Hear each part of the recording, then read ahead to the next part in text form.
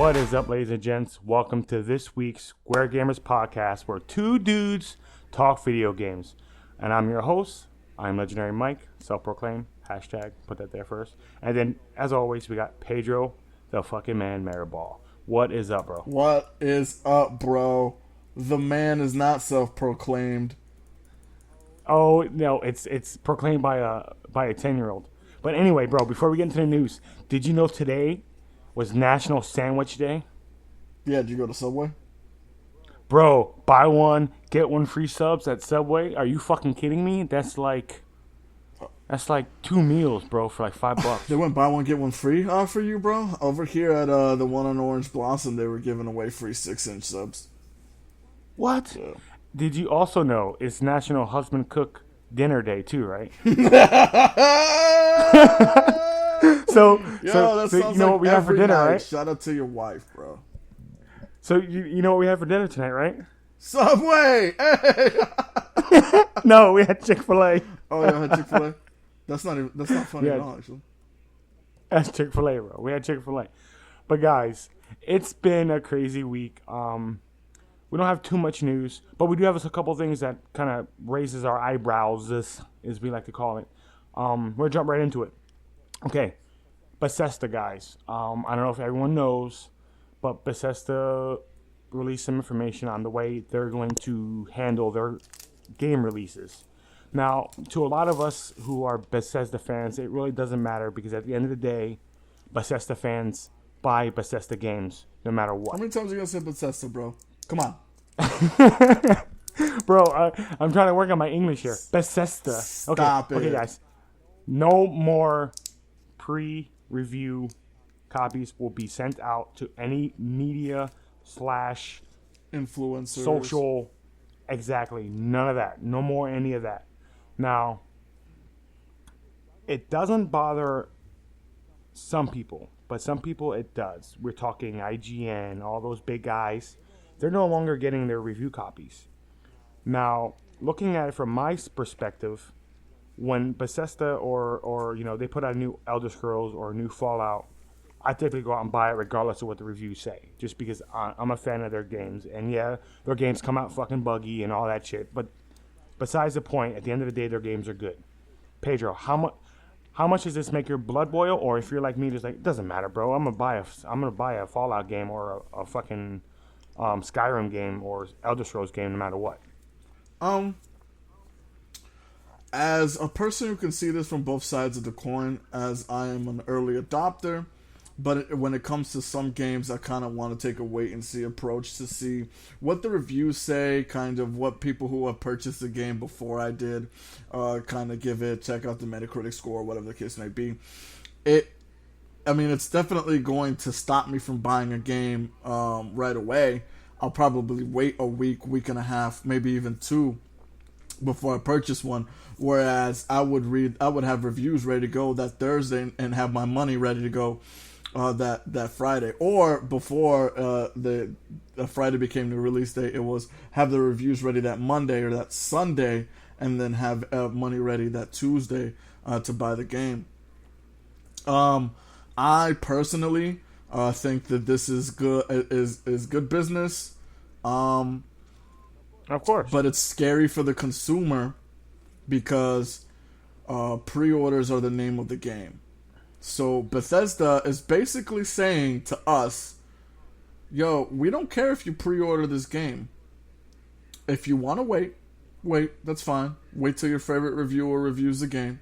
But we're so confident in the products that we put out that we no longer need to abide by these old rules of let's give these guys 2 to 3 weeks before the game comes out to have a review of it ready to go, written up, videos produced, and things like that.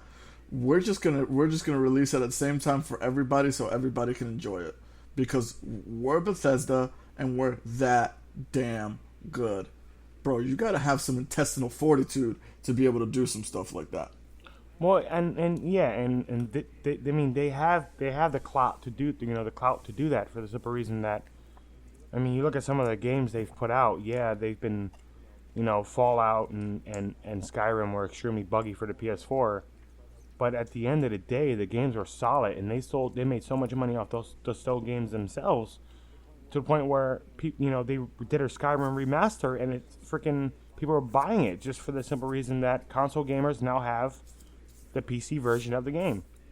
I mean, let's be completely honest. Games right now, the state of video games right now is you're basically getting a beta version of the video game when it comes out, because most of the time they're going to need that first day patch, maybe even a first day patch, then a first week patch, if you're No Man's Sky, or if you're The Division.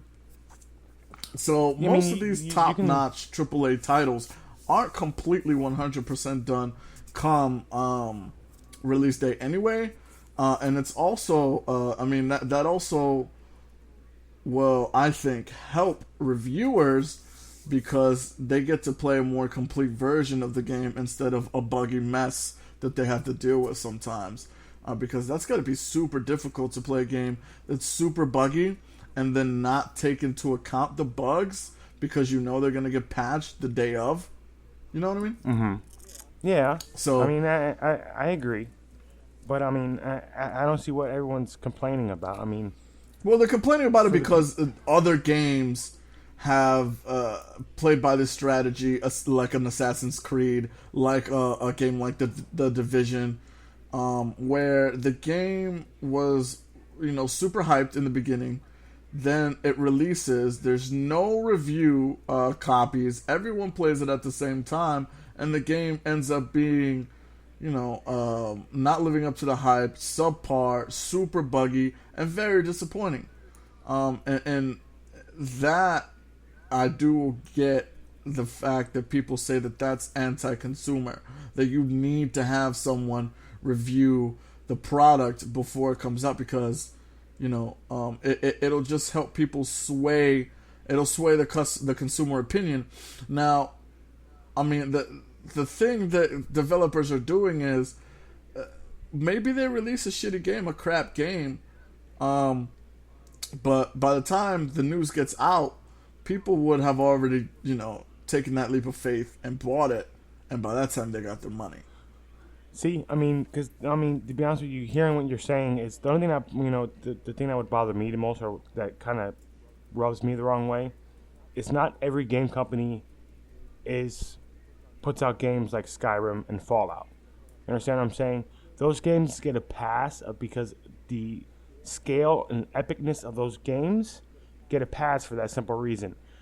Fucking, some of these, like Mafia, like, at the end of the day, that game shouldn't have came out the way it did. I mean, people complained about that for that simple reason. Just buggy shit just looks bad. It needs more polish. You see what I'm saying? No, you're right. I mean, look at the biggest game of the year, bro. The biggest game of the year by far, is No Man's Sky. People have been waiting for years for that. Yeah, of course. And the reviews on it weren't that good. It's shit. I'm sorry if I offend anyone, but that game, no, it shouldn't have. It should still be in development. It should just now being released, if you ask my honest opinion. Because the way that the state that game came out, it needed another couple months of playtesting and adding and taking away or whatever. You know what I mean? Don't give me freaking 15 trillion planets to visit when each planet is exact same. Bro, that's what's wild to me is that took a huge update. Now imagine if that game had come out without any review time or anything like that. And then, people are just buying it based on pure hype. That now looks like a cash grab. That now looks like a disingenuous action done by the publisher and by the developer to take your money and give you a game that's half baked. So it's not right. Well, it's not. It definitely isn't. But at some point, you know what I mean? Like, this is a changing of the guard and a changing of our current culture. Current culture is you're going to have a review, you're going to have preview coverage, you're going to have review coverage before the game comes out, you'll have an informed decision as to whether or not the game is for you before you purchase it, before it releases. Now, with, Bethesda kind of just putting the cards on the table and saying, "Yo, we don't care. Like, we're gonna rest on our laurels. A customer is gonna trust us as a developer and a publisher, and we're gonna make that money before the jury's out." Well, yeah. And it's a super savvy business move. I don't think we have an issue. We have an issue with Bethesda as a whole. I think that this could create a can of worms later on. Yeah. Where other shitty developers try to do it. Yeah, and try I mean, to do the same thing. But you know what happens? What happens? You know what happens? When shitty developers start doing this shit and they put out shitty games, we need to stop buying them. Is what we need to do. Yeah, the whole adage of vote with your wallet. But I mean, what's going to happen is the video game market's going to turn into the technology market, in which you're going to have those early adopters living on the bleeding edge of, video games, like people live on the bleeding edge of tech, and you're going to get burned sometimes. You're going to get got. I mean, I could tell you a story right now where the Pixel and the Pixel XL, right? I wasn't really sold on the two phones. I got an iPhone because all the reviews on the iPhone were great, but the iPhone just turned out not to be for me.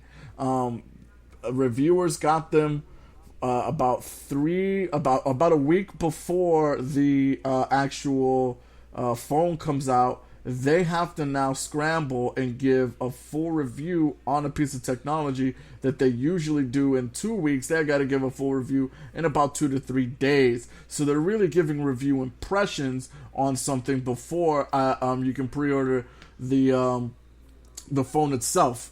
So I take the leap of faith. I pre-order the Pixel XL. Now, I absolutely love the phone. I think it's easily the best phone that Google's ever made, all Nexuses included. But as a person who pre-ordered, right, I feel slighted and burned that the next week, what does Verizon do? They say anybody who buys a Pixel or a Pixel XL will now receive 20% off the phone's total cost when you buy it with Verizon. So I pre-order it, right? And the reason why I pre-order is for me to get the $80 Daydream VR headset, which we'll talk about more a little bit later on, for free, sent to my home, right? Okay, it's $80 worth. Now, would I rather have a free $80 Daydream headset that I may or may not like, or should I have waited a week and gotten 20% off the total cost of a phone that I absolutely love? No, I think you made it. I mean, it worked out for you for the better. I mean, yeah, you spent, $100 or $750 on the phone instead of $680 or $650. But you are getting a piece of VR tech, which at the end of the day, you and I both know you would probably either look into it or at least try to buy it, just because absolutely, it's one of those things. You got to experience it. I mean, coming from Google and a lower end device from Google. If you can get your hands on it at a decent price, go ahead and do it. I mean, you're getting it for free, so you're not losing anything. But that's the same risk that people are gonna face when they pre-order a video game now, right? You're gonna pre-order a game, well, yeah, of course, and you're probably gonna get some add-ons or whatever the case may be that that entices you to grab the game.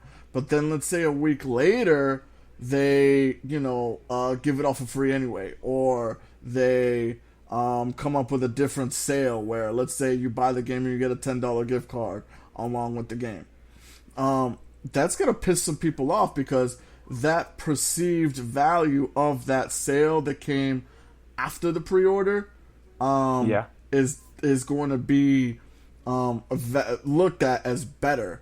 Well, yeah, of course, it's putting a bad taste in people's mouths. It definitely does, and that's the con of living on the cutting edge of tech and video games. Well, how do you feel about pre-ordering? Because I tend not to pre-order. I pre-order my indie games or my niche games, because typically you don't find a whole lot in store when they release. Now, say for instance for Call of Duty, I pre-ordered that for one reason and one reason only, and that was to get the beta code or the beta ticket and 5 of them for my friends. That's the only reason why I pre-ordered.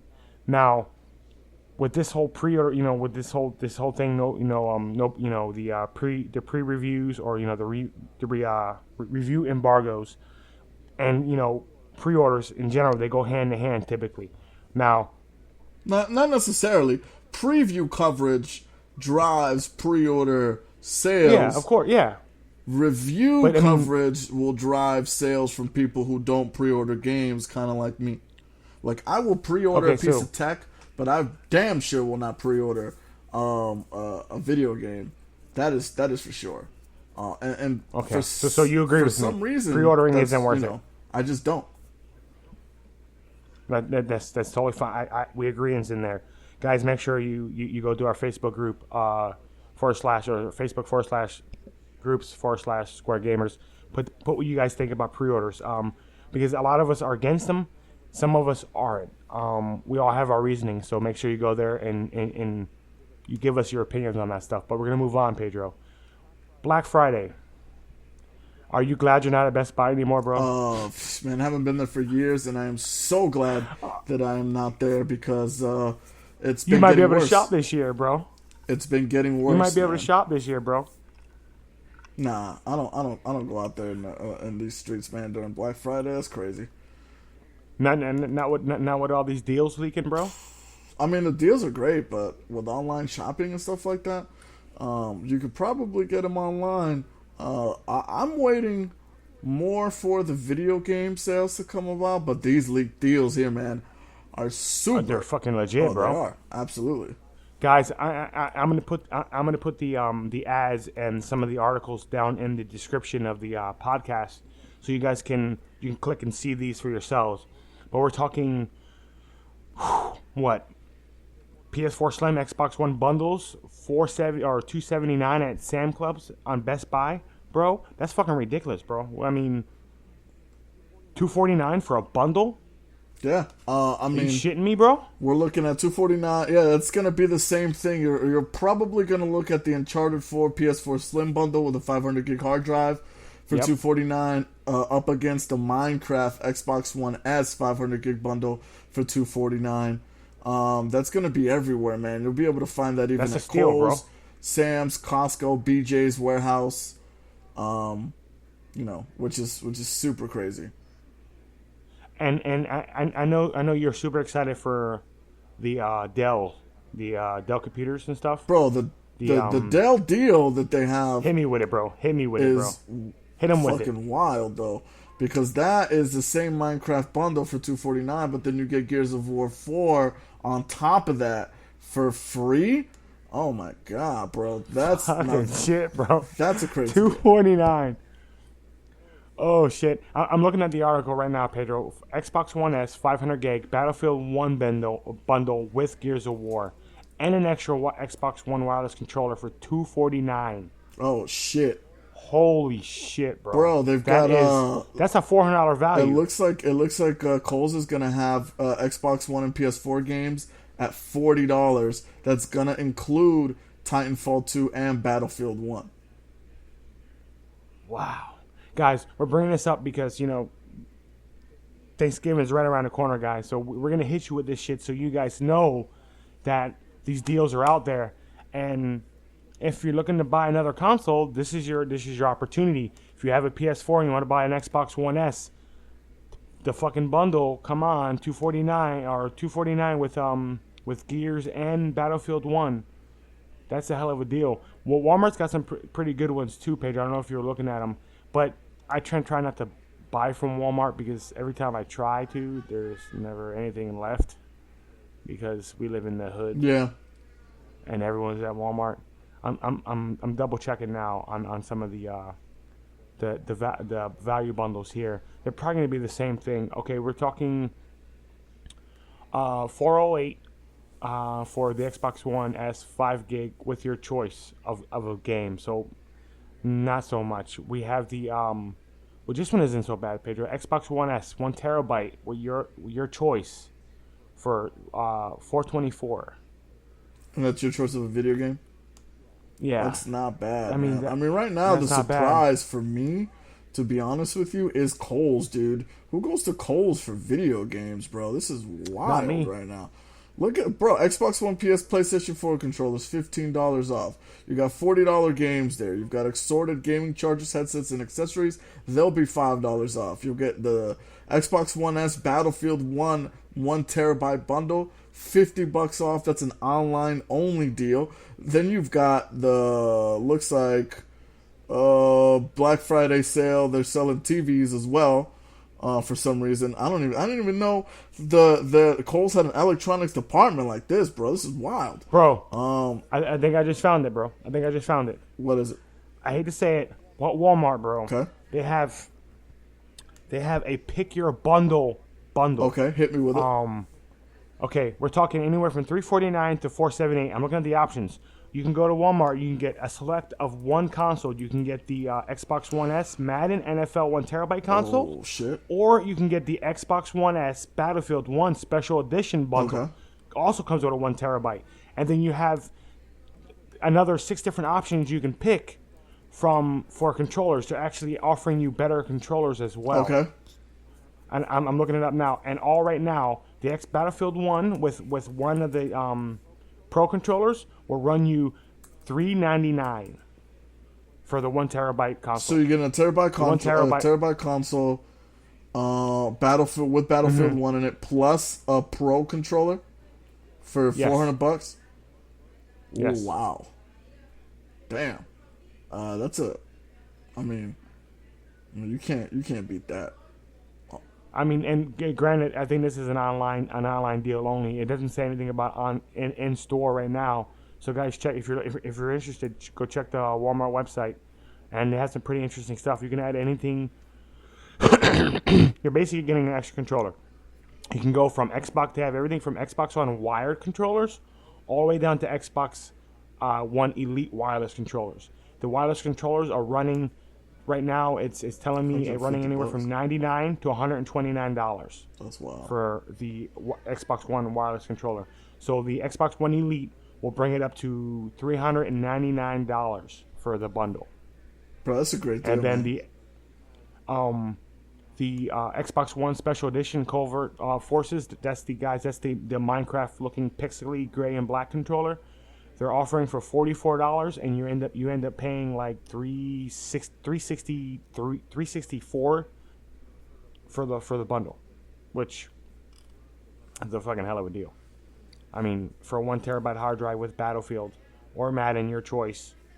But it is Madden. It's Madden 2017 and Battlefield 1. So yeah, I mean 1 terabyte consoles. Check it out, guys. The deals are all over the place. There's all kinds of shit. There's also what was it? Buy two video games, get one free. Target. How many more days we got left on that, Pedro? Until Sunday.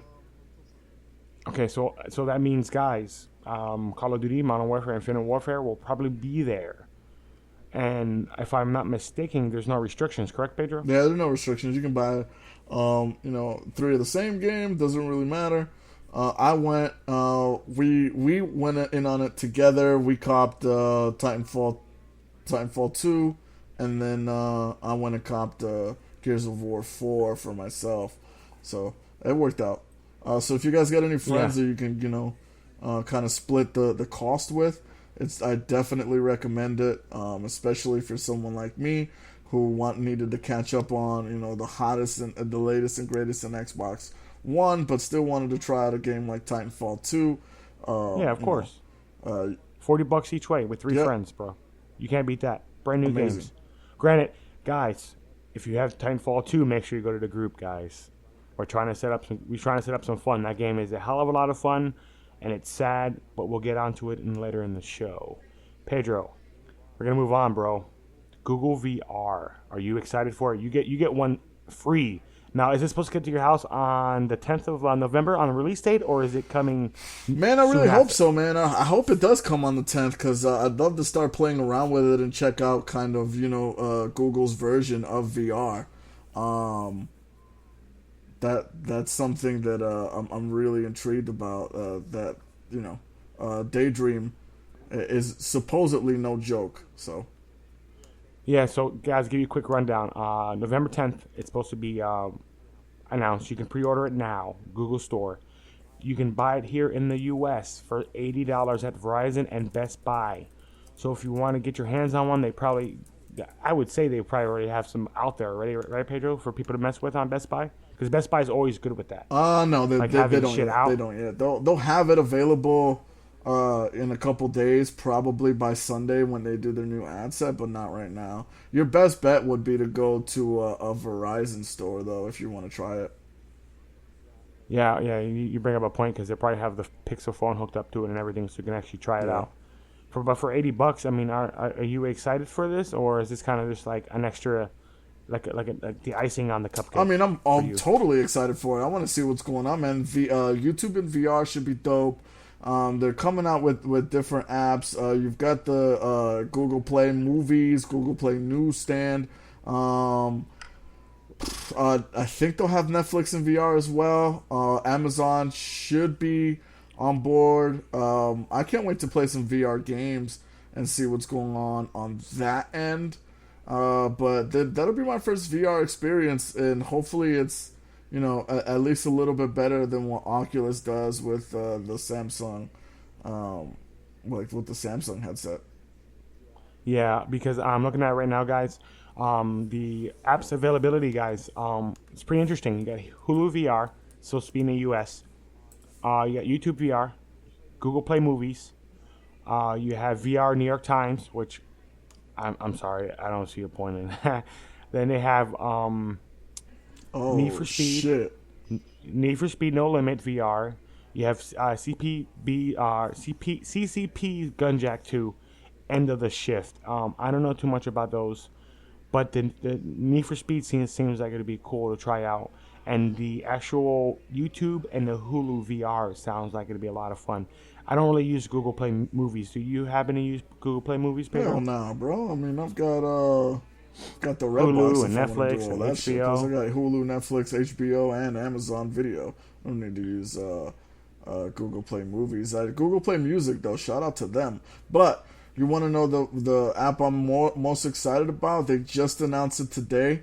The NFL announced today a new 9-part virtual reality series, limited series for YouTube and Google's new smartphone-powered VR headset Daydream.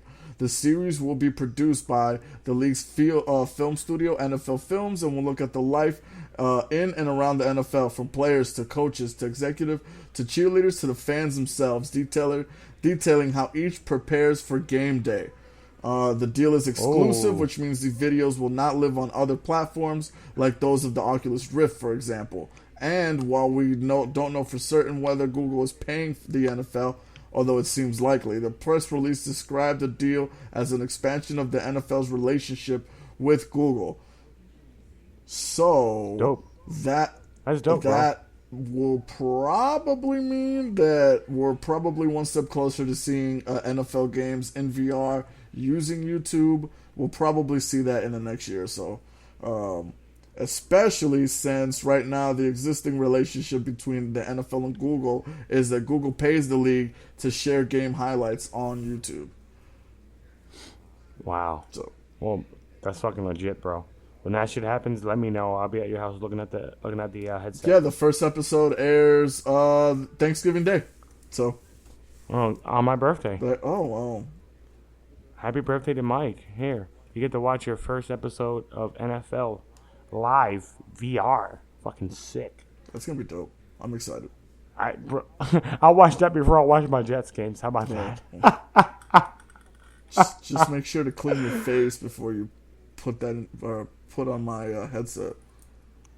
Don't worry about my face, bitch. Where your face, I bitch? don't want your New Jersey grease ball Oh, shots fired. germs. Hey, shout out to Pedro for shooting too early, bro. All right, guys, we're gonna move on to it, guys. The most exciting part for us. Okay, we're big, huge first-person shooter fans, and we've been out of the game for a little bit. But we happen to get our hands on some Titanfall 2 from Target. Buy one or buy two get one free, guys. Fucking legit. We are loving Titanfall. There's some things we want to talk about. There's a couple things that we don't like that we see, but a lot of it is all good. The game is much improved. We're gonna let Pedro go into what he thinks about the campaign first, and then I'm gonna tell him how he's wrong. um, well, that's a change in pace here. I usually tell you how you're wrong. Anyway, That's fine. I'll take it. before we begin, we just want to let you know. I just want to let you know that this is not the official Square Gamers review on Titanfall. This is just an impression piece. I mean, the game has been out for a little under a week, and since I've been working all week, I haven't been able to play it as often as Mike. But I mean, we have played it enough to be able to get some pretty good impressions as to whether or not the game is worth the $60 purchase. We'll go with the campaign first. For me, man, the biggest takeaways are that the game is gorgeous. The sound is spectacular, and it's super reminiscent of a classic Call of Duty game, man. Set piece, high action, paced very, very well. I am very satisfied with the campaign as a whole. The one thing I did find is that the campaign isn't insanely hard, man. When you play the Call of Duty, and the only reason I'm comparing it to Call of Duty is because these guys made the best Call of Duties of all time back when they were Infinity Ward. So I have to compare it to Call of Duty Modern Warfare and Modern Warfare 2. Well, you compare apples to apples. You know what I mean? And the difficulty there was, I think it was much more punishing on the gamer, back then than it is now. To me, it just seems like the campaign is there, number one, to give a narrative to, what's going on in the war that's happening within that universe. And two, to kind of teach the gamer how to maneuver around the world, and more importantly, how to use the Titan properly in fights, so then you can go ahead and use it in multiplayer. I don't know about you, but I think it's doing a hell of a job, kind of teaching you how to fight with your mech or with your Titan. Well, I agree with you, guys. What he says, the gorgeous. The game looks amazing. I was blown away, with the opening, like the opening set where you I don't want to spoil it for you guys, but I have a video that's gonna be in our YouTube channel. The link will be in the description and all that good stuff, of my first like hour and a half, 2 hours of the game, bro. The game was gorgeous. You open up that thing and you just let up in the world. The moon is like a bright red, but the sky is completely dark, and you're seeing like bits and pieces of stuff flying into the atmosphere. Completely mind blowing. I was like a little giddy. I was like a little kid. I was like, couldn't sit straight or sit still for a minute. Had me jonesing. The campaign itself, to what I've been playing, very well paced. I agree with you there. It felt off-putting, the wall running. I did too much wall running, and I'm terrible. Maybe it's because I'm terrible at it. I died a couple times while wall running, but I see what they're doing. I see Titanfall using this campaign isn't meant for the typical campaign. This campaign is meant to give you somewhat of a story, as well as teach you the mechanics of the game. So when you get into multiplayer, you're not being fed to the wolves, because a lot of times people just throw in, like what happens with Call of Duty is people just completely ignore the campaign, just throw it in and start playing multiplayer, and they're fine. Titanfall's a lot different, which that gets me to one of the downfalls. Titanfall is a lot different, so people aren't going to, what's the word I'm looking for? Aren't going to be completely attached to it. Not only considering where it's coming out in the timeline, but the campaign, by far, is probably one of the best first-person shooter campaigns I played so far this year. We still got Modern Warfare coming out. We'll have our hands on a copy of that, so we'll play that. But as of right now, to when I'm reading, anywhere from 4 to 6 hours, I'm about halfway through, Pedro, and I will say it is extremely exciting to watch and play some of these masterpieces that they're putting together. visually it's amazing, and some of the story that I'm seeing unfold is a little jarring to where like, oh my god, did that really just fucking happen? Like seriously? Like what? Like what? Like the beginning. I don't want to spoil it, but at the very beginning of the game, I'm like, oh shit, no way. That can't. No, that's why. That's my Titan. Really? I can't use that Titan. That's not fair. I want my own Titan. But then the way they caress you into it, Pedro, it's kind of cool. I don't want to go into much detail because I don't want to spoil it for everybody. Yeah, man. I mean, again, just to kind of put a bow on the part where we talk about the campaign, I think that the interaction between the Titan and the human is also super cool. The fact that you're playing and you're making conversational choices within the game. You get two choices, an up and a down on the D-pad, and you can talk to your Titan that way. I think that's super cool as well. I think that's very different. Unlike a Call of Duty or a Battlefield where you don't get a chance to have those different conversational choices, Titanfall does allow you to. Which is great, and again, just to kind of harp on the fact that this isn't a traditional campaign mode, it does give you the ability to, when Mike mentions wall running and him having a hard time doing so, it does give you the option for you to kind of look at a ghost, quote unquote, version of yourself, yes. And it does show you kind of how to traverse the scenery landscape, which is great because again, you just kind of mimic what that ghost does, and then at a certain point in the game you'll say, okay, cool, so this type of surface I can be able to wall run it, and you'll be able to kind of maneuver on your own after a certain point in the game. But I feel like having that ghost there readily available throughout the campaign it is a huge just a huge reason why this isn't a traditional. No, it's more like a training mode, I guess. If you really wanna chop it up, one with a storyline and the ability to give you conversational choices. Then I will say BT, your Titan that's linked to you, after events happen. The interactions between him, BT, and Connor, bro, can be rather funny. A couple of them got really cheesy, but me being a cheesy old dad, I fucking laughed my ass off for a good 10-15 minutes. I couldn't even aim down sights. I was laughing so hard sometimes. But we'll go on to the other side, the steak. The campaign's the potatoes. We're gonna move on to the steak, multiplayer. Now, I've played quite a bit of the multiplayer. I'm about level 20. I enjoy it. It's one of those things where the game has so much there, but the only thing I feel it's lacking is the actual people. There's just not enough people playing the game, and I would hate to say it, but that's going to be this game's downfall. Guys, if you want like a hardcore, Call of Duty style shoot 'em up with fast paced action, fucking this game is your game. This game is amazing at that.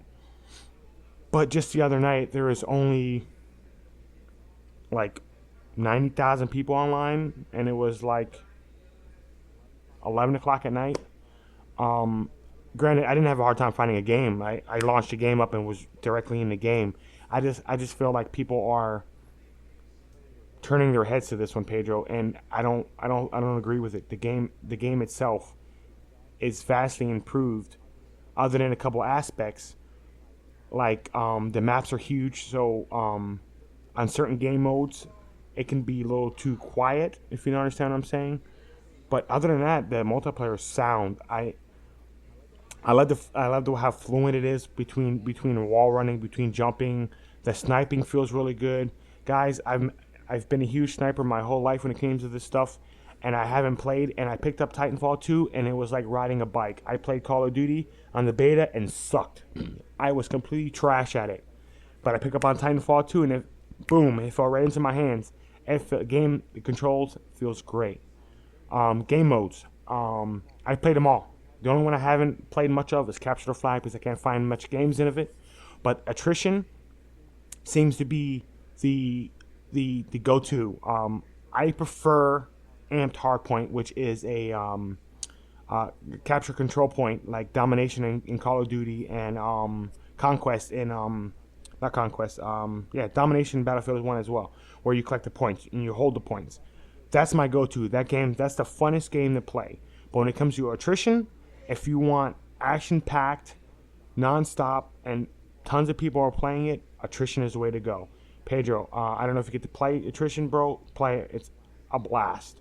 We also, I got to play Bounty Hunter or a Bounty Hunt.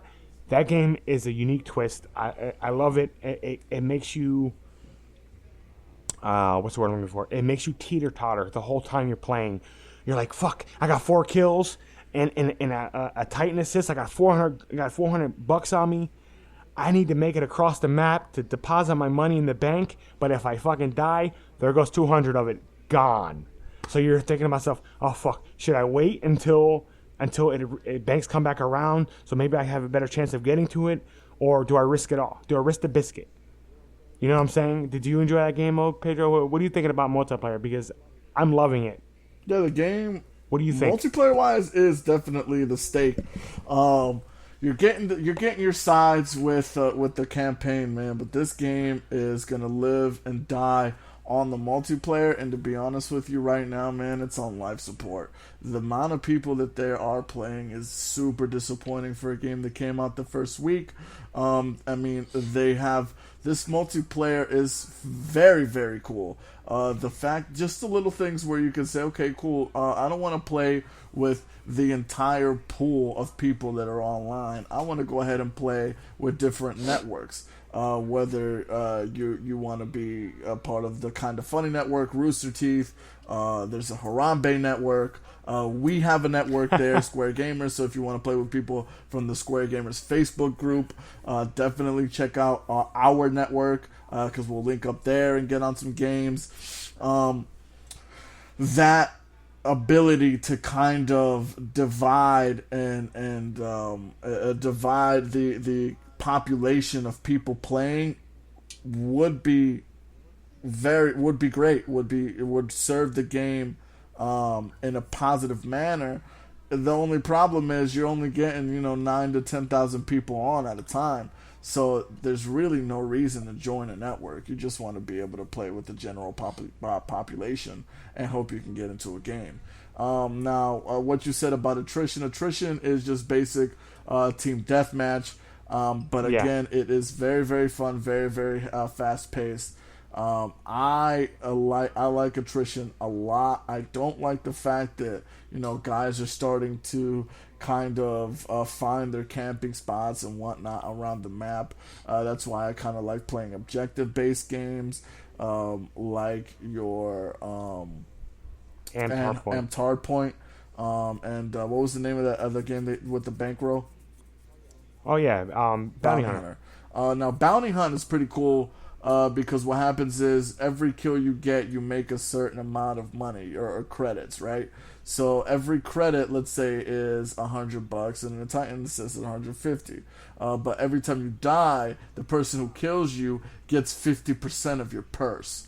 So, like Mike said, let's say you've got $500 on you because you've went on a nice streak. What do? Do you risk it? Do you lay back? Do you hide until the objective wave is over, and then you go to your bank and deposit it? Now, by objective wave, I mean so this game goes in waves, right? The bank's closed, then a wave comes out. The wave could be, just some AI characters coming out. Could be an enemy Titan that's out. Could be, a mini boss that's out that someone gets to kill that'll cost you 600 credit, 1,000 credit. And once that wave is complete, then you go ahead and you go to the bank and deposit your money. The team with the most money deposited at the end of the game, which the game will last around 10 minutes, wins. or the team that reaches 5,000 credits first wins. That game is super fun, super strategic. Amped Hardpoint is super fun, super strategic. Like you said, the controls are tight, the graphics look nice, the gameplay is fun and fluid. It feels like you're playing a more modern Call of Duty Modern Warfare 1 or 2. That's how good the controls are, which is mainly the reason why Mike said it felt like riding a bike, because it's the guys who made our favorite game. This game feels like that, but it feels like it's grown from its PlayStation 2 from its PlayStation 3 and Xbox 360 incarnations to now where we're playing a more vertical, fast-paced version of a first-person shooter. I really, really, really, really like it. I think this is probably going to go down as the most underrated game of the year, if not the generation so far. Guys, I've played enough to give a recommendation. I think it's worth the $60. If you can't afford it because you're buying Battlefield or Call of Duty, I understand, but do yourself the favor. Wait until Black Friday. Wait until the Christmas deals. This game will be $40 before you know it. Buy it. It's a definite buy for $20 less than what we bought it for. Not to mention, all DLC is 100% free. They're adding new game modes as well. They're gonna add new Titans, more weapons, more skins. They're going to add those things. And you're not going to have to pay a dime after you pay your $60 or $40. Support Respawn. Play this game. It's arguably the best shooter of the year, pending Call of Duty Infinite Warfare. I agree. So, I mean, did EA do it injustice by releasing this game in between Battlefield and Call of Duty? Perhaps. Yes. Would I have liked to seen it come out maybe before? This would have been a great summer game. Maybe even an early January game, like actually an early January game would be perfect too. Push it back a little bit, because I think this game is too good to be buried behind Battlefield and then get engulfed the next week by Call of Duty, man. I agree. I totally agree with you. I mean, this game is it, and it's just sad at where it fell into. But guys, we want you. We want you. We want you in our Facebook group. Make sure you guys go there. Facebook.com/groups/Square Gamers. Make sure you check out our Facebook page. Facebook.com/Square Gamers. Check out our YouTube page. We have a Twitch page. Me and Pedro actually streamed Titanfall 2 the other day for about an hour and a half of our multiplayer shenanigans. It was a fucking blast. We had so much fun. Make sure you guys go check that out. Pedro, any plugs you want to plug before we leave? Yeah, man, check out Mike's new video. He's going to come out and release here soon. It'll be him experiencing the Titanfall campaign, so you can actually see him become a giddy schoolboy as he watches as he experiences the beautiful campaign we just spoke about. He already said check us out in the group and check us out on our Instagram as well. We're gonna have a couple surprises for you here this holiday season, maybe a giveaway or two. You never know. As always, subscribe to our iTunes. If you're on Google Play, subscribe there too. And that is it for us this week. Well, guys, this has been the Square Gamers, and we will see you guys next week. Peace. Peace out.